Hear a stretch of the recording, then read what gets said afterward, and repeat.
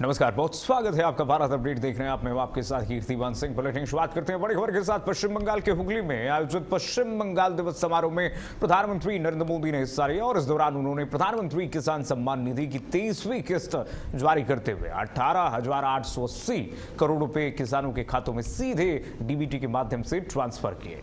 इस किस्त से देश भर के 9 करोड़ 44 लाख से अधिक किसानों को लाभ मिलेगा। कार्यक्रम को संबोधित करते हुए प्रधानमंत्री नरेंद्र मोदी ने कहा कि बंगाल की हवा में अब नई ताजगी और राज्य नए भविष्य के निर्माण की दिशा में आगे बढ़ रहा है। उन्होंने विकास और किसान कल्याण की सरकार की प्राथमिकता बताई। प्रधानमंत्री नरेंद्र मोदी ने क्या कुछ कहा है, जरा आइए सुनाते हैं आप।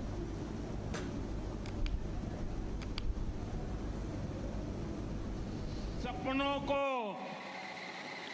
सच्चाई में बदलते देख रहे हैं।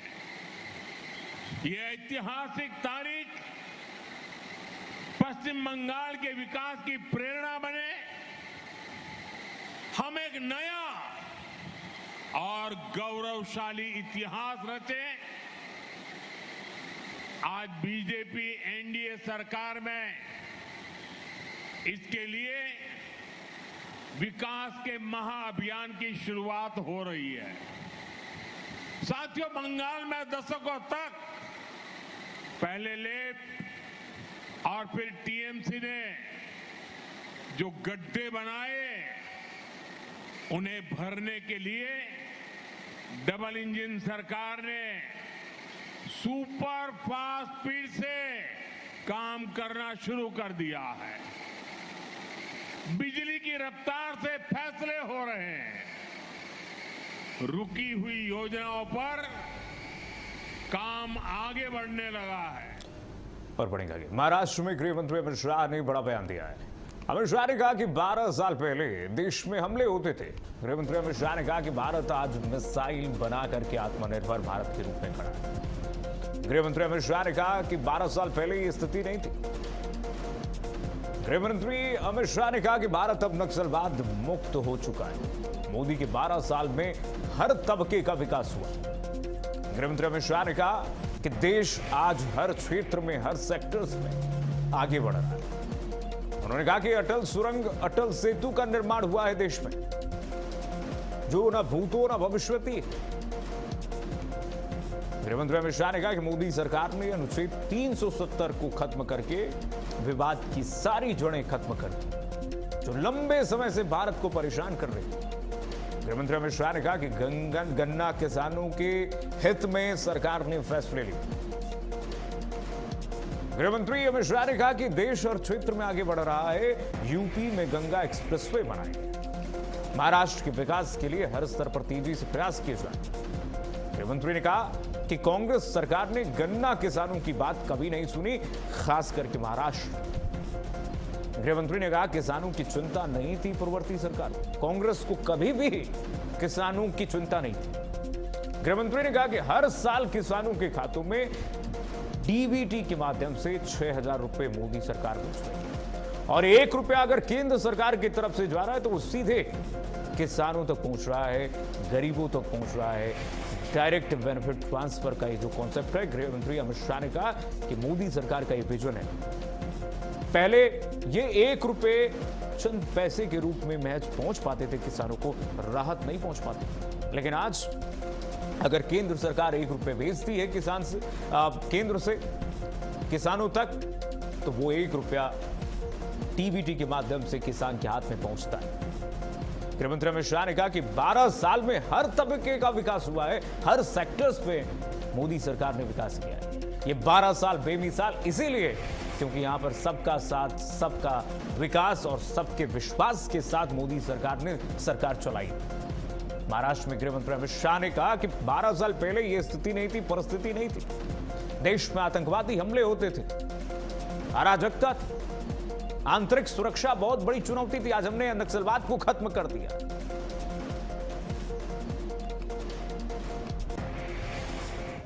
और बढ़ेगा आगे। झांसी में आयोजित विकसित भारत संकल्प सम्मेलन में मुख्यमंत्री योगी आदित्यनाथ ने कहा कि उत्तर प्रदेश विकसित होगा तो देश भी विकसित होगा। उन्होंने कहा कि पीएम मोदी ने विकसित भारत की संकल्पना दी है और आत्मनिर्भरता ही विकास का आधार है। मुख्यमंत्री ने दावा किया कि प्रदेश में माफिया की कमर टूट चुकी है। सीएम ने पिछली सरकारों पर निशाना साधते हुए कहा कि पहले वन डिस्ट्रिक्ट वन माफिया की स्थिति थी उत्तर प्रदेश में, आज हमने वन डिस्ट्रिक्ट वन प्रोडक्ट लाया है। सीएम ने कहा कि लोगों से जाति के नाम पर बांटने की जो राजनीति है उससे दूर रहें।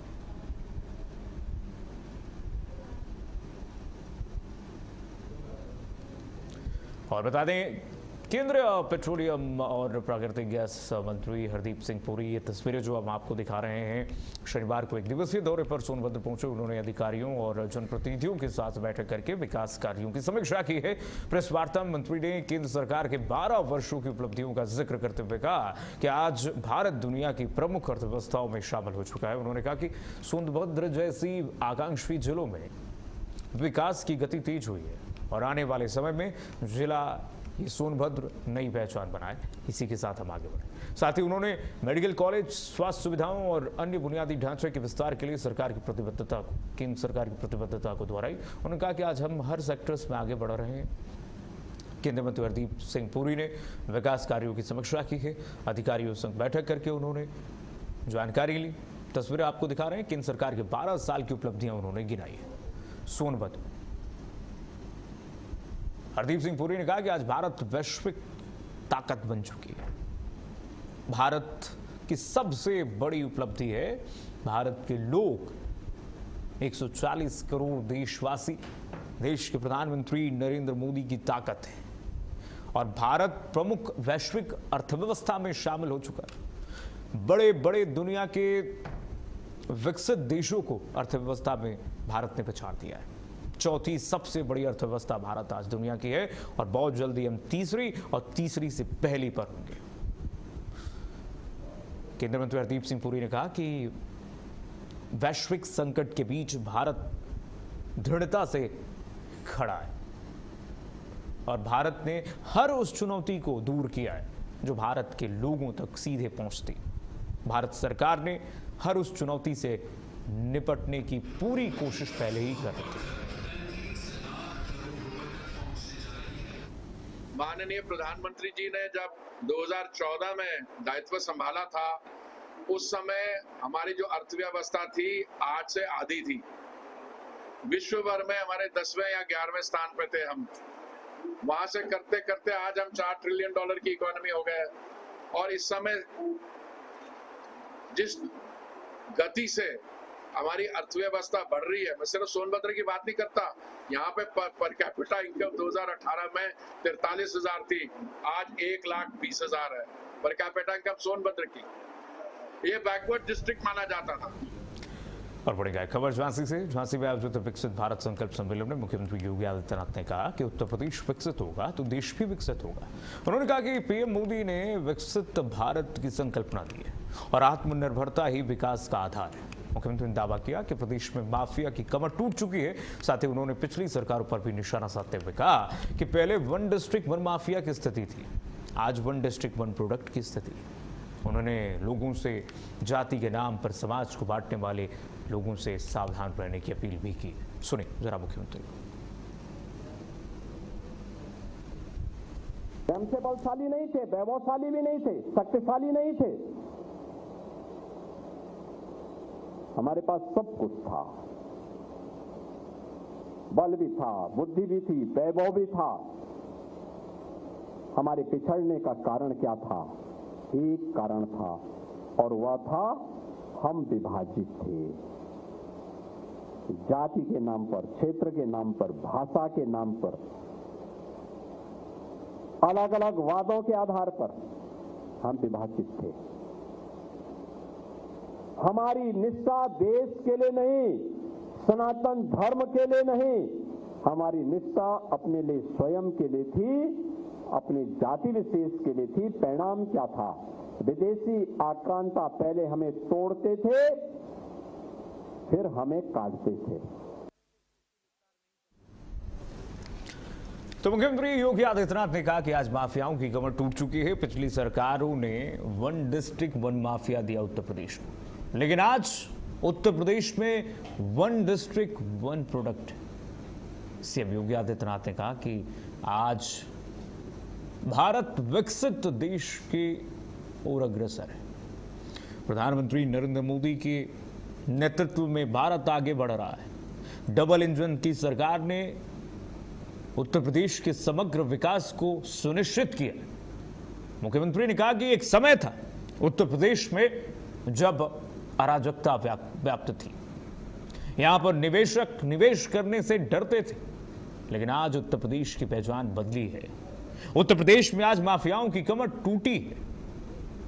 उत्तर प्रदेश में माफियाओं को मिट्टी में मिलाया हमने। सीएम ने कहा कि यूपी विकसित होगा तभी देश विकसित होगा। कहा जाता है कि उत्तर प्रदेश की सियासत ही तय करती है कि केंद्र में किसकी सरकार होगी, दशा और दिशा तय करती है।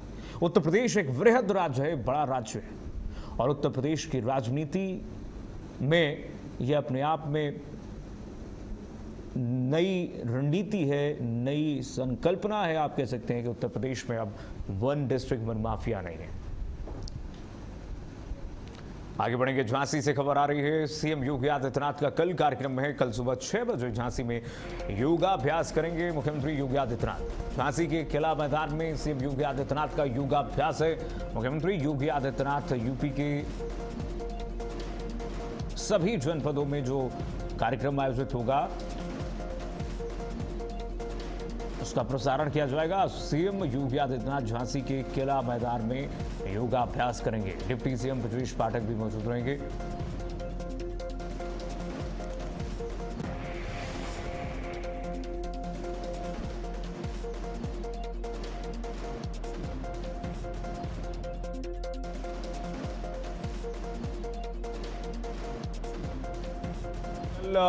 अंतर्राष्ट्रीय योग दिवस मनाया जाएगा। यूपी के सभी जनपदों में योगाभ्यास कार्यक्रम होगा। सीएम योगी आदित्यनाथ जनपद झांसी में योगा कार्यक्रम में उपस्थित रहेंगे।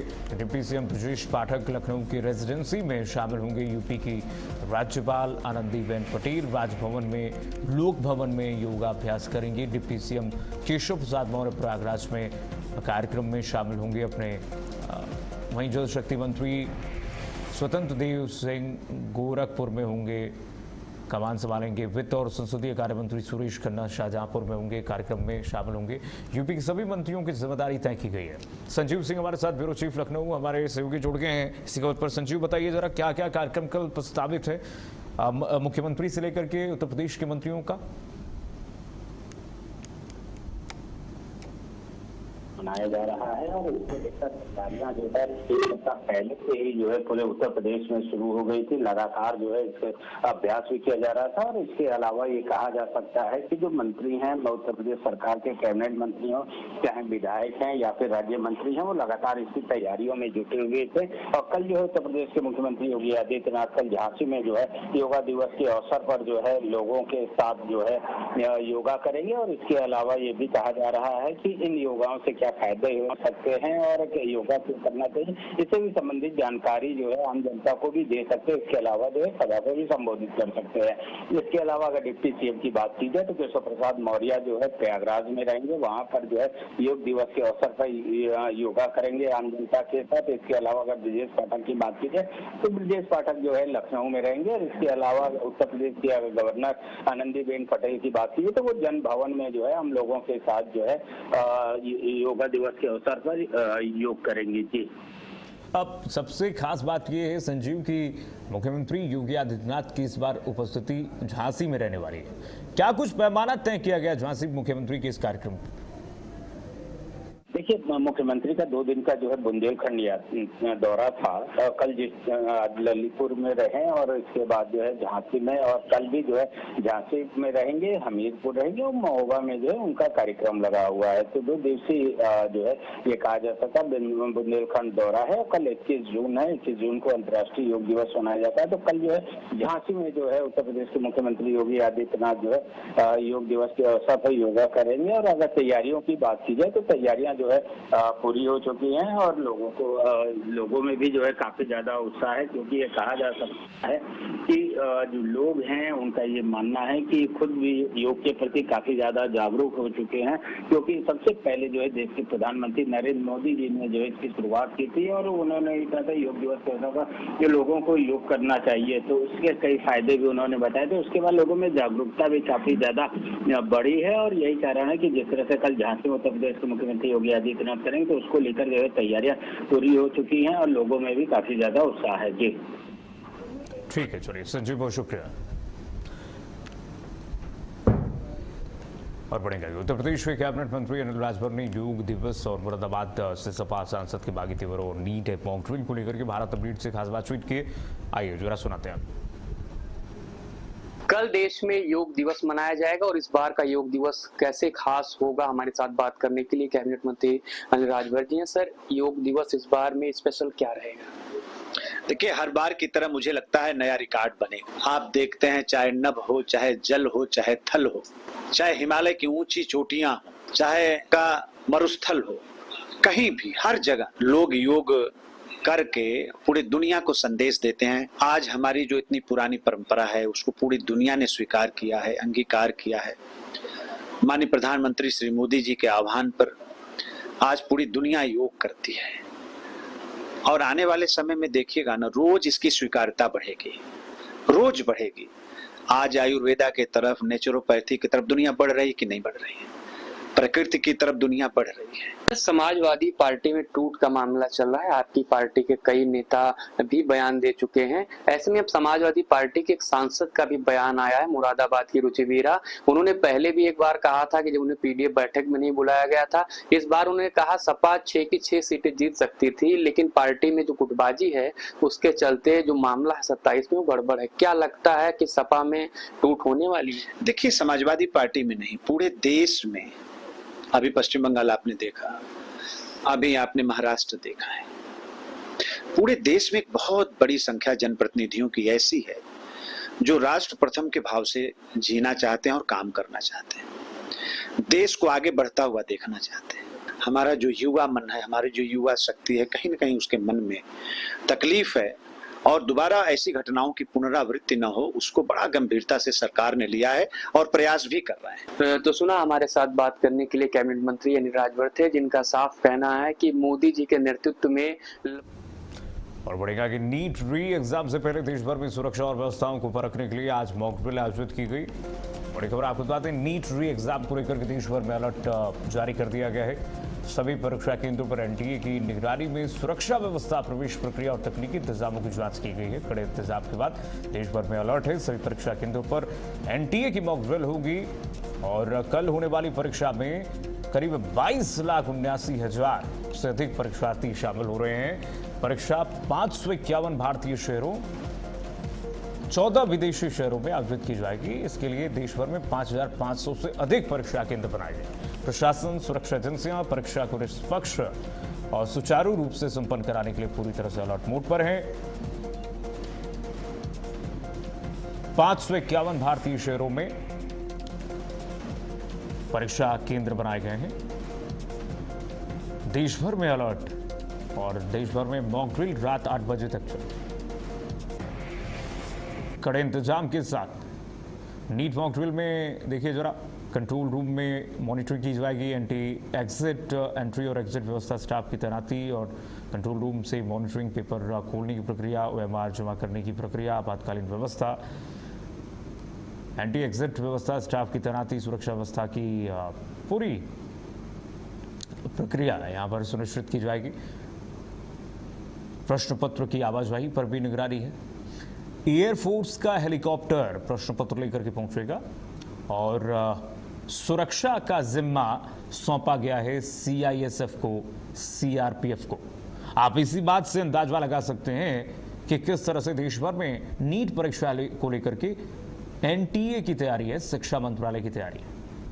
रीनीट में क्या नया है, देखिए 2 बजे से 5 बजे 180 मिनट का ये पहले पेपर था, लेकिन अब 2 बजे से लेकर के 5:15 पर ये पेपर खत्म होगा, यानी कि 15 मिनट एक्स्ट्रा इस बार दिया जा रहा है परीक्षार्थियों की सुविधा के अनुसार।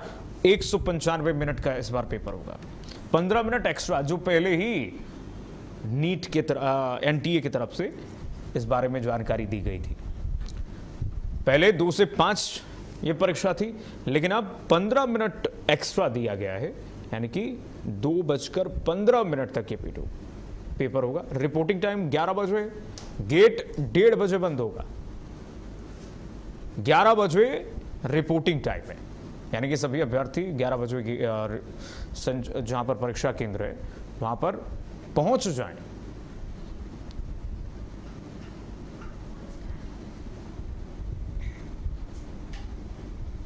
कल यानी 21 जून को पूरे देश भर में नीट री एग्जाम होने वाली है।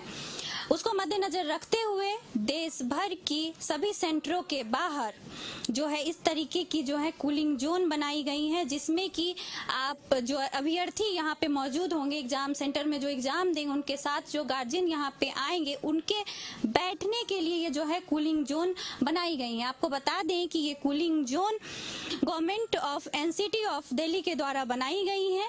यहाँ पे कई सारी चीजें आपको मुहैया कराई जाएंगी, जैसे कि फर्स्ट एड बॉक्स, शिकंजी, चाय और ओआरएस भी आपको मुहैया कराई जाएंगी। इसके बावजूद भी आपको कोई शिकायत होती है तो आप डायरेक्ट 112 पर कॉल कर सकते हैं। यहाँ पर आप देख सकते हैं कि यहाँ पे कई सारे जो है कूलर रखी हुई हैं, जिसको कल यहाँ पर लगाया जाएगा, और साथ ही कई सारे पंखे भी हैं। ये सब उन लोगों के लिए जो लोग यहाँ पे अभ्यर्थी के साथ में इंतजार करेंगे, उनके साथ जो उनके गार्जियन आएंगे, उन लोगों के लिए ये जो है चीजें बनाई गई हैं। कैमरा पर्सन जाकिर हुसैन के साथ मैं शिखा सिंह, भारत अपडेट, दिल्ली।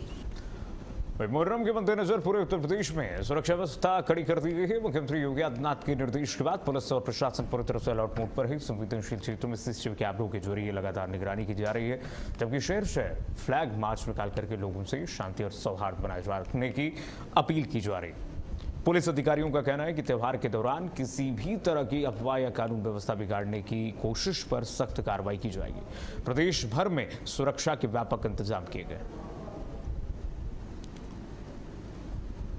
तो मुहर्रम पर सीएम योगी आदित्यनाथ का ऐलान क्या है, जरा देखें। मुख्यमंत्री योगी आदित्यनाथ ने कहा कि ताजियों की ऊंचाई सुनिश्चित करें, निर्धारित मानकों के अनुरूप ही हो। सीएम योगी आदित्यनाथ ने कहा कि ये मुहर्रम मातम का अवसर है, दुख का अवसर है, ना कि इसमें अराजकता, खुशियां मनाने का अवसर है कि डीजे आप लोग बजाएंगे। ऐसे में ये प्रशासन सुनिश्चित करे कि मुहर्रम पर शक्ति प्रदर्शन ना हो। चलिए फिलहाल के लिए बस इतना ही। खबर लगातार जारी है, देखते रहिए भारत अपडेट।